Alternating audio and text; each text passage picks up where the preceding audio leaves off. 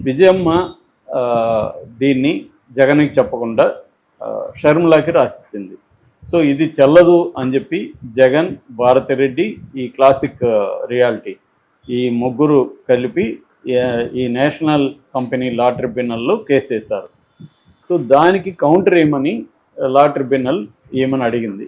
ఈమె నిన్న కౌంటర్ వేసింది. సో ఈమె వాదన ఏందాం, తర్వాత జగన్ వాదన మళ్ళీ చెప్తాను నేను. ఈమె ఏం చెప్తుందంటే విజయమ్మ, ఈ కంప్లీట్గా ఇది నా వాటాలు, 99.75% వాటాలు నావి. సో నా వాటాలు నేను నాకు ఎవరికైనా రాసిచ్చే హక్కు ఉంది. సో నేను షర్మిలకి రాసిచ్చాను. దీన్ని మేము కుటుంబ వివాద పరిష్కార ఒప్పంద పత్రం రాసుకుని దాని ప్రకారమే కంపెనీ యాక్ట్ కింద దాన్ని రిజిస్టర్ చేసుకున్నాం. కాబట్టి ఇది నా వాటాలు కాబట్టి నా వాటాలని నేను రాసిచ్చాను. కాబట్టి దీంట్లో ఎటువంటి ఇది లేదు. కానీ నన్ను ఇవాళ నా కొడుకు జగన్, నా కోడలు భారతిరెడ్డి నడివీధిలో నిలబెట్టారు, కోర్టుకు ఎక్కేట్టుగా చేశారు. ఇది నాకు చాలా బాధగా ఉంది. ఇద్దరు బిడ్డల మధ్య నేను కోర్టుకు రావాల్సిన పరిస్థితి ఏర్పడింది. దీనికి ప్రధాన కారణం జగన్ అండ్ భారతిరెడ్డి అని ఆమె చెప్తుంది. జగన్ వాదన ఏంటంటే, జగన్ షర్మిల వాస్తులు, జగన్ మీద ఆల్రెడీ అక్రమాస్తుల కేసు ఉంది.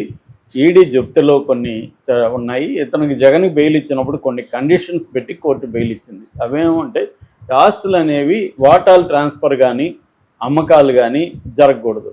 ఓన్లీ రోజువారీ ఇది చేసుకోవచ్చు, మీరు వ్యాపారం చేసుకోవచ్చు, కానీ వేరే వాళ్ళకి అమ్మడం, వాటాలని బదిలీ చేయడం అనేది జరగకూడదు అనేది కోర్టు కండిషను. అది తెలిసి షర్మిల ప్లాన్గా ఈమె దగ్గర రాయించుకుంది. ఎందుకంటే నా బెయిల్ క్యాన్సిల్ చేయించడానికి కోసమే షర్మిల ఈ పనిచేసింది. చంద్రబాబుతో కలిసి షర్మిల తెలిసి మా వాళ్ళు షర్మిలకి చెప్పారు కూడా, అమ్మ పని చేయకు, చేస్తే జగన్కి ఇబ్బంది అవుతుంది అని చెప్పితే కూడా వినకుండా చేసింది. కాబట్టి జగన్ లేఖ కూడా రాశాడు ఆమె షర్మిలకు, ఈ పని చేయొద్దని. నేను ఈ కేసులు అవగానే నీ ఆస్తులు రాసిస్తానని చెప్పాడు. అందుకనే నమ్మకం కోసమే ఆమెకి గిఫ్ట్ డీడ్ ఇచ్చాను అనేది కూడా ఎంఓయూలో రాసుకున్నాము. సో అంటే షర్మిలకి ఎక్కడ ఎగ్గొడతాడని భయం లేకుండా ఉండడం కోసమే, గ్యారంటీ కోసమే ఒక ఎంఓయూ కూడా రాసుకొని ఈ కేసులు అవగానే నీకు ఈ ఆస్తులు రాసిస్తానని జగన్ చెప్పాడు. నిజానికి లీగల్గా ఆమెకేమి ఇవ్వాల్సిన అవసరం లేదు. అయినా కూడా జగన్ తన సొంత చెల్లికి తన ఆస్తుల్లో వాటా ఇవ్వడానికి ఒప్పుకొని ఎంఓయూ రాసిచ్చి, ఆ నమ్మకం కోసమే తల్లి పేరుతో ఆమె అయితే మధ్యగా ఉంటుంది కాబట్టి ఎవరో వైపు ఉండదు కాబట్టి రాసిస్తే, తల్లిని మ్యానిపులేట్ చేసి బ్లాక్మెయిల్ చేసి షర్మిల ఇలా రాయించుకుంది అనేది జగన్ అనుకో వాదన. షర్మిల వాదన ఏంటంటే, జగన్ ఆస్తులు జగన్వి కాదు, వాళ్ళ నాన్న అంటే మా నాన్న వైఎస్ఆర్ ఇన్ఫ్లుయెన్స్తో జగన్ ఆస్తులు డెవలప్ చేసుకున్నాడు. సో దాంట్లో మా కృషి కూడా ఉంది. జగన్ 50% ఆస్తుల వాటా మాకు ఇవ్వాలి, కానీ మాకు ఇవ్వట్లేదు జగన్. ఏమన్నా అడిగితే ఆల్రెడీ వైఎస్ఆర్ పనిచేస్తాడు అంటున్నారు, వైఎస్ఆర్ ఏమీ పంచలేదు అని ఆమె చెప్పింది. ఆ వాదనని ఈమె కూడా సపోర్ట్ చేసింది. ఇది కోర్టు బయట సెటిల్ చేసుకోవాలి, డబ్బులు మనం పోగొట్టుకోవాలనే పరిస్థితి వచ్చింది. ఇటువంటి ల్యాండ్ రిలేటెడ్ వివాదాలు అనేవి బాగా పెరిగాయి మామూలుగానే సమాజంలో. ఇప్పుడు జగన్ది కూడా అంతే. జగన్ నాకు తెలిసి జగన్ ఫెయిల్యూర్ అని నేను చెప్తాను. ఎందుకంటే ఒక పొలిటికల్ లీడర్గా జగన్ ఆలోచించుకోవాలి ఇవన్నీ. ఏది ఎక్కువ నష్టం, ఆమెకి ఆస్తులు ఇచ్చేయడం నష్టమా, ఈకపోవడం వల్ల తనకు ఎక్కువ నష్టమా అనేది ఆలోచించుకోవడంలో జగన్ ఫెయిల్ అయ్యాడు అనేది చాలామంది చెప్తున్నది. నా అభిప్రాయం కూడా అదే. ఎందుకంటే ఇప్పుడు అతనికి తెలుసు షర్మిల నాకు యాంటీగా ఉంది, ఆమెకి కోపం ఉంది నా పట్ల. కాబట్టి లీగల్గా మాత్రమే జగన్ ఆలోచిస్తున్నాడు. లీగల్గా పోతే షర్మిలకి ఏమి ఆస్తులు వాటా రాదు, అది షర్మిలకు కూడా తెలుసు లీగల్గా. ఎందుకంటే అది వాళ్ళ నాన్న సంపాదించిన ఆస్తులు కాదు, జగన్ సంపాదించిన ఆస్తులు. దానికి వాళ్ళ నాన్న హెల్ప్ చేశాడా లేదనేది వేరే విషయం, అది లెక్కకు రాదు కోర్టులో. సో నీ పేరుతో నువ్వు సంపాదించిన ఆస్తుల్లో చెల్లికి వాటా ఇవ్వాల్సిన అవసరం లేదు.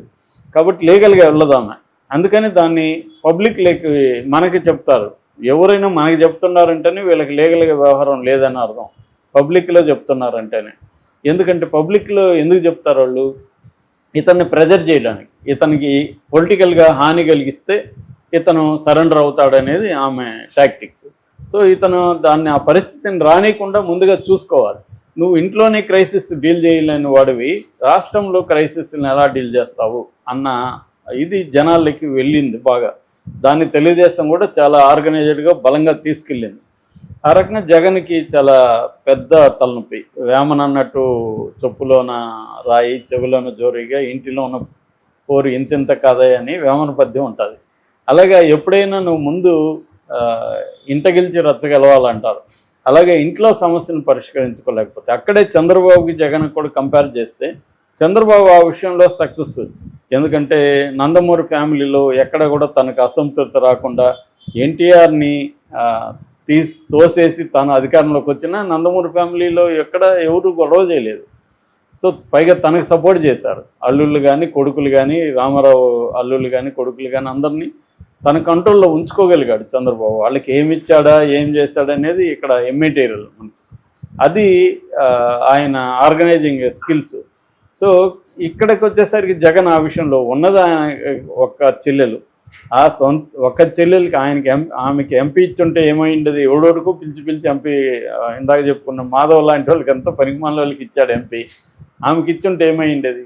దానికి ఏదో పిచ్చి కథ చెప్తాడు జగన్. ఏదో ప్రజలు అదేదో కథలన్నీ చెప్తాడు, అది ఎవరు కూడా నమ్మరు.